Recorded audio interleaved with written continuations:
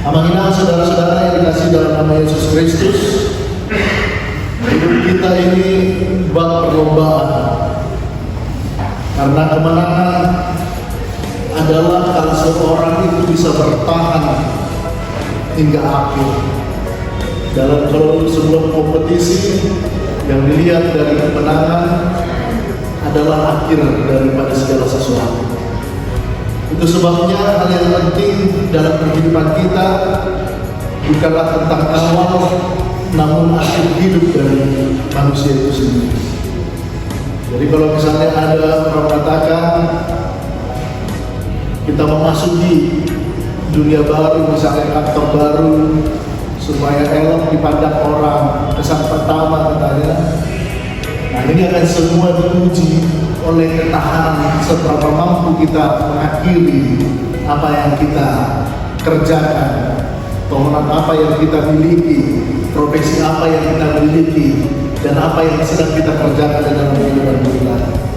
Nah inilah yang penting, bagaimana setiap proses kehidupan kita ini ada sebuah ketahanan iman kita, dan disitulah bagi hidup yang kekal, disitulah kita bisa berjuang.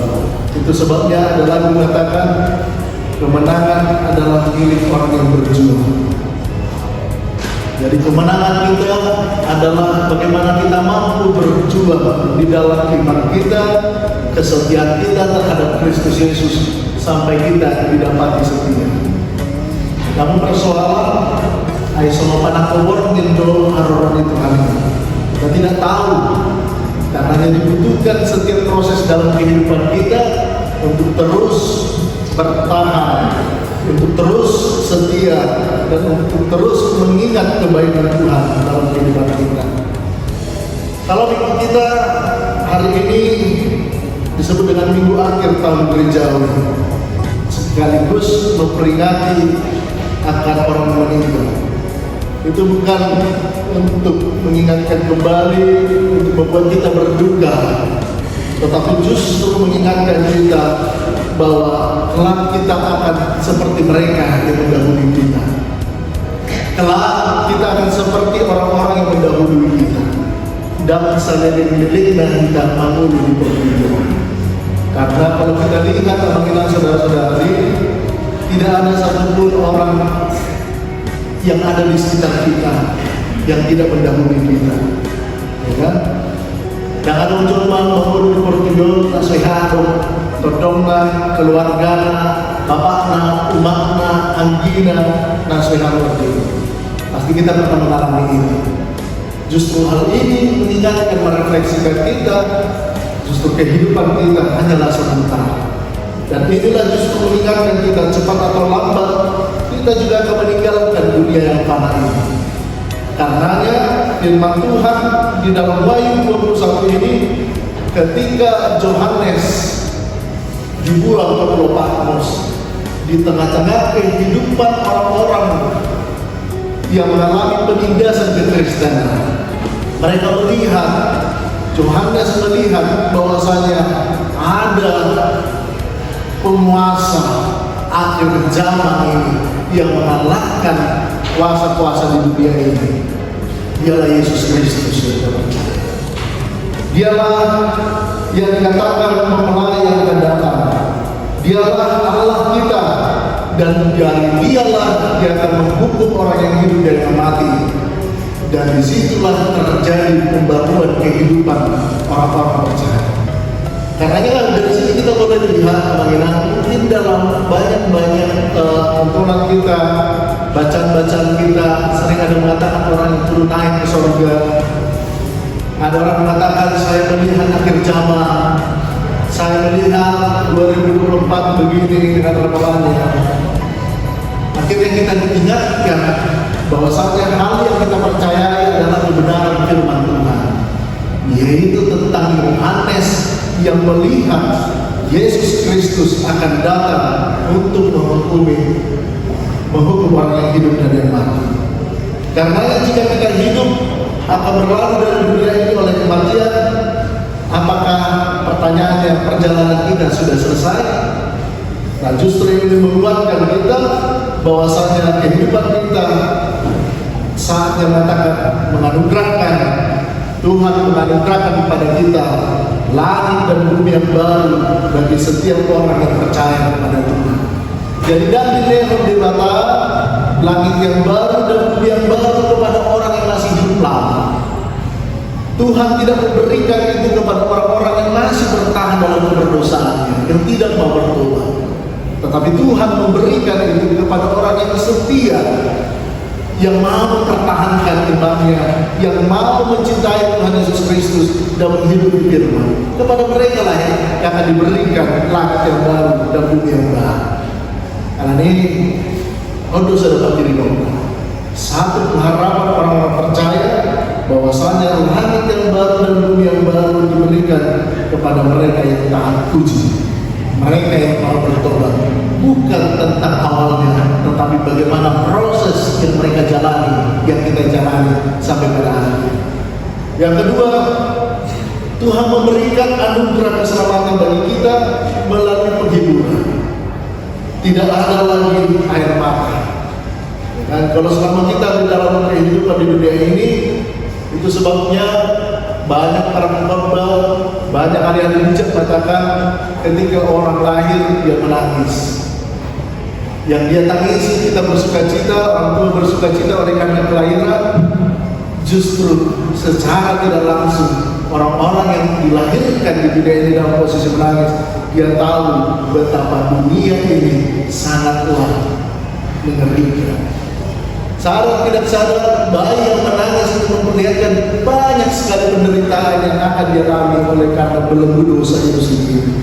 Karena dia butuh sosok, kita butuh sosok pertolongan yaitu Yesus Kristus yang terus menghiburkan kita supaya kita tidak bersedih. Dan inilah yang ditawarkan anugerah keselamatan itu. Dan setelah akhir dan langit bumi yang baru ini diperlihatkan, ada sukacita baru yang Tuhan mau tawarkan bagi kita. Mengenal saudara-saudara yang dikasihi dalam nama Yesus Kristus, apa yang baru yang mau kita lihat? Apa yang baru yang mau kita imani?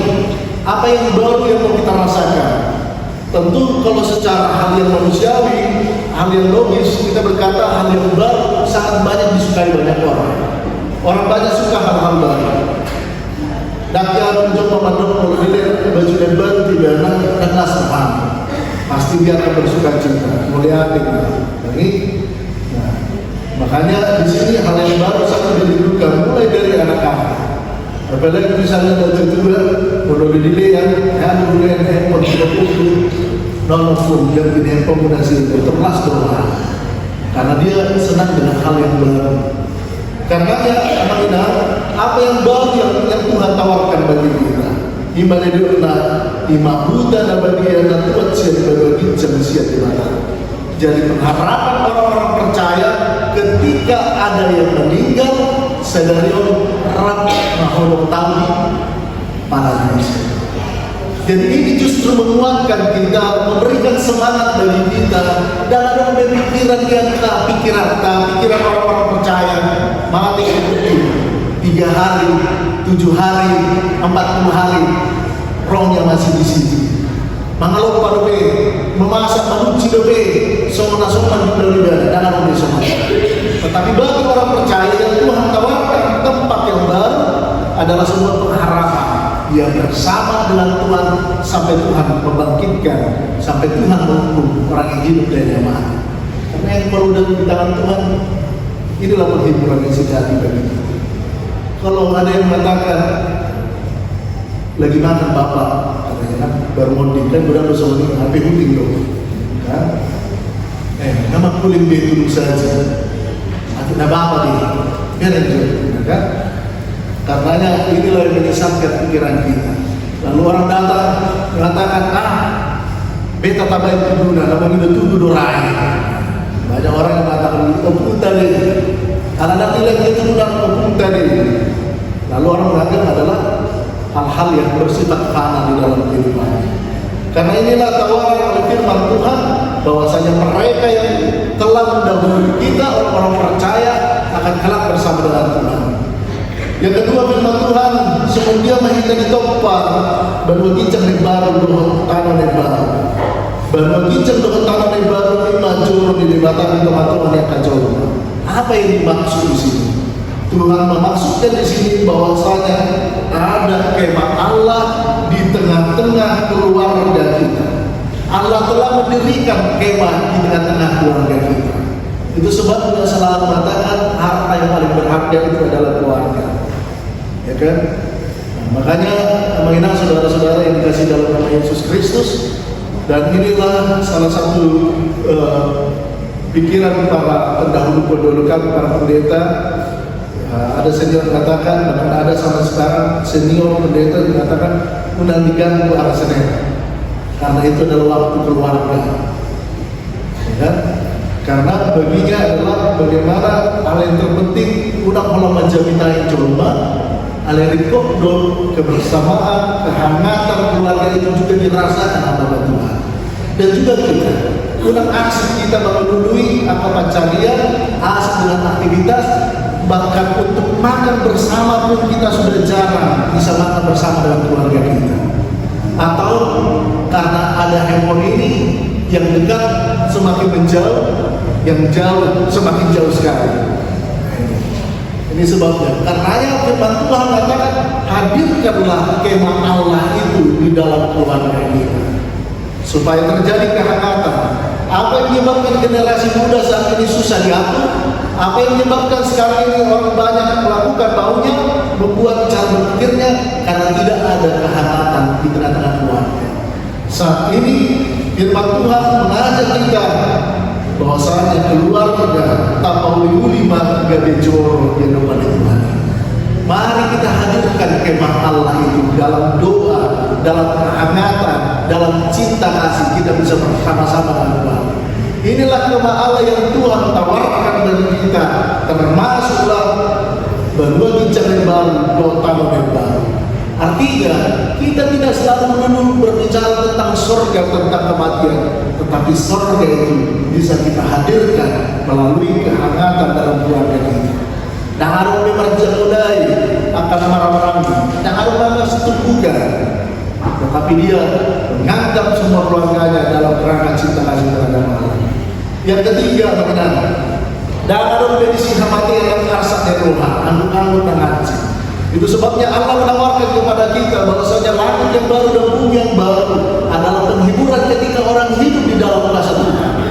Orang yang hidup dalam Tuhan, dia tahu dan memahami tentang penghiburan yang sejati datangnya dari Tuhan. Ketika kami mengikuti pelatihan konseling seminggu yang lalu, ada hal yang menarik di situ. Saya benar-benar ketika kita menghibur orang yang meninggal, orang yang berduka, jangan pernah kita mencabut tangan. Kenapa mudah kita mengatakan? Justru mereka akan berkata, nasoho mengalami seorang, naso dibilalahodo dan bayon, nasi botohodo pakilalaku. Karena di situ marilah kita menangislah dengan yang menangis, bersukacita dengan yang bersukacita. Itu adalah kekuatan yang sejati bagi kita. Jadi mulai nama ngapuli unang cucuk memudai. Ibadah ayo foto dia. Aku lihat pemilihan semua ini. Yang namanya barang kita mengayo, gitu kan? Dan semuanya. Tapi bagaimana kita juga merasakan seperti kita bisa merasakan apa yang dia rasakan. Ketika memberikan modal pun, marilah kita membatasi diri kita supaya kita tidak menjadi lain. Akhirnya mengingat saudara-saudara yang dikasih dalam nama Yesus Kristus, kita ingatkan istilah memang tumori, ingat hari amat. Ingatlah hari kematiannya. Di Konvensi HKBP pasal 15 dikatakan kita mempercayai dan menyaksikan kematian adalah akhir dari hidup manusia di dunia ini. Dia berhenti dari segala pekerjaannya. Yesus Kristus yang telah bangkit, itulah yang membangkitkan orang dari kematian. Dialah Tuhan dari orang mati dan yang hidup. Tainok ma hari merintah. Karenanya ada suatu pemahaman yang selalu saya kumandangkan mengenai hidup ini hanyalah kesempatan. Asa pekinan dulu. Ada satu yang kita pahami bahwasanya kita hanya memakai hari Tuhan. Semua bergantung kepada Allah yang memberi dan Allah yang mengambil. Dia tetap terpuji ketika dia mengambil sekalipun dan dia memberi sekalipun dalam kehidupan kita. Karenanya marilah kita menggantungkan hidup kita, hari-hari kita ke dalam tangan Tuhan yang terus bekerja dalam kehidupan kita. Dengan mengingat orang-orang yang lebih dahulu, kita mengingat begitu berharganya kehidupan dan kesempatan yang Tuhan berikan, sehingga kita dalam kehidupan kita bisa memberikan kehidupan yang lebih bermakna. Unang sudut dan di doni colma di suku Makuhita ahadunanilam saling mengulu ahadunanilam ditikina mengulu. Lalu kita bingung menjawab. Saat ini dengan merefleksikan Memento Mori ini, kita diingatkan untuk terus berkarya, menjadi berkat, menjadi pasu-pasu dimanapun kita berada, mengingat singkatnya waktu yang Tuhan berikan dalam kehidupan kita. Kita dalam dok gejondong hari-hari, tetapi di depan mata kita baru melewati masa-masa COVID. Begitu banyak sekali orang yang korban jatuh oleh karena COVID ini. Ini sebabnya di dalam kesempatan kita di titik COVID tidak mendoakan juga doa Tuhan awal minggu. Dulu saya COVID, lupa hingga saya tahu mau kosong gereja. Waduh kan? Kita dapat doa semua untuk Tuhan. Kita banyak mengingat. Karenanya dalam masa-masa Memento Mori ini, marilah kita menjadi orang yang produktif. Marilah kita menjadi orang yang berinovasi, menghadirkan kebaikan Allah, proaktif menghadirkan kebaikan Allah dimanapun kita berada. Tuhan memberkati kita, dan Tuhan memampukan kita dan menghiburkan kita. Apapun yang kita kerjakan pada saat ini, dalam tangan Tuhan mencipta hasil Tuhan.